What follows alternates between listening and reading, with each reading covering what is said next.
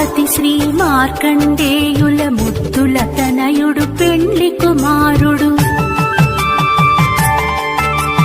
ఛాయా సూర్యుల గరాల పుత్రిక చక్కని మా తల్లి పెండ్లి కూతురు. కన్న బిడ్డలే పెళ్లి పెద్దలై, కన్న బిడ్డలే పెళ్లి పెద్దలై ఏటేట జరిగే ఊరంత వేడుక. కళ్యాణం కమనీయం చూసిన కనులకు వైభోగం.